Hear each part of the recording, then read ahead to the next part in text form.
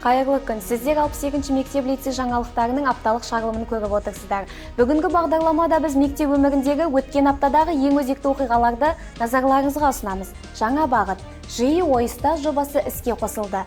Білім беру сапасын арттыру мақсатында мектепте жасанды интеллектке негізделген жиі ойыста жобасы іске қосылды. Жоба аясында ұстаздарға интеллектуалды платформаларды сабаққа енгізу жолдары таныстырылып, тәжірибе алмасу ұйымдастырылды.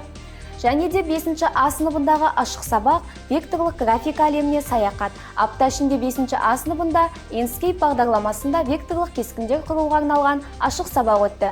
Және де кәсіпкерлікке қадам. 7-ші Б сыныбында ықпалды тәрбие сағаты болды. Кәсіпкерлік және қаржылық сауаттылық тақырыбында ұйымдастырылған тәрбие сағатында оқушылар өз бизнес идеяларын ұсынды. Шара балалардың ойлау дағдыларын дамытып, кәсіпкерлікке деген қызығушылығын арттырды. Және де құқық бұзушылықтың алдын алу, полициямен бірлесе жүргізілген жиын өткізілді. Мектепте өткен профилактикалық кездесу барысында жол қауіпсіздігі, буллингтің алдын алу, есірткі мен психобелсенді заттардың зияны туралы кең көлемде түсіндіру жұмыстары жүргізілді. Жиынға Арал ауданы полиция бөлімі қызметкерлері қатысты. Және де ұбт-ға дайындық, пәндік талдаулар мен түсіндірмелер болды. Апта бойы математика, физика, химия және тарих пәндері бойынша мақсатты дайындық өтті. Қазақ тілі мен әдебиет апталығына аясында оқушылар абай мұрасын зерделеп, арт-терапия арқылы өз сезімдері мен көңіл күйлерін шығармашылық түрде бейнеледі. Сондай-ақ бір ел бір кітап акциясымен біз таланттарды іздейміз байқау ұйымдастырылды. Және де спорт біздің досымыз, эстафета және салауатты өмір сағаты. 5-ші сыныптар арасында өткен эстафеталық жарыс оқушылардың белсенділігін арттырса, жақсы ұйқы, пайдалы ас, спорт тақырыбындағы сынып сағаты денсаулық мәдениетін қалыптастыруға бағытталды. Және де экология аптасы, сенбілік және асханаға мониторинг өткізілді. Мектеп асханасына бракераждық комиссия жоспарлы тексеріс жүргізіп, санитарлық талаптардың орындалуын бағалады. Сонымен қатар 7-ші Д сыныбы мен ата-аналар бірлесіп сенбілік ұйымдастырып, мектеп аумағын тазартты.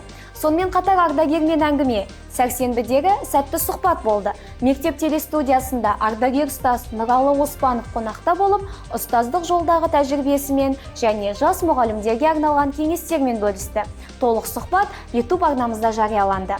Және де білімдегі жаңа технология, жасанды интеллектті оқу процесіне енгізу, Тірек мектебі жобасы аясында мұғалімдер Дейфит, Коридж, Gemini платформаларында жұмыс істеу жолдарын көрсетіліп, жасанды интеллектті оқу үдерісіне тиімді енгізу тәжірибесі ұсынылды. Сонымен қатар мұғалімдер қойған қойылым «Қан мен тер» спектаклі мектеп сахнасында тұсау кесті. Апта соңында 62-ші мектеп лицейінің педагогтары дайындаған «Қан мен тер» спектаклі көрерменге жол тартты.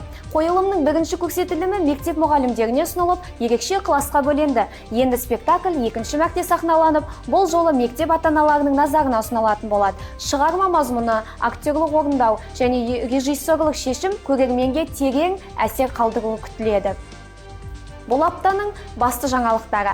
Бізбен бірге болғандарыңызға рахмет, пікір қалдырып, арнамызға жазылуды ұмытпаңыздар. Келесі шығарылымда қайта қауышқанша аман сау болыңыздар. Сіздермен бірге 11-ші А сынып оқушысы Телағысова Айдана.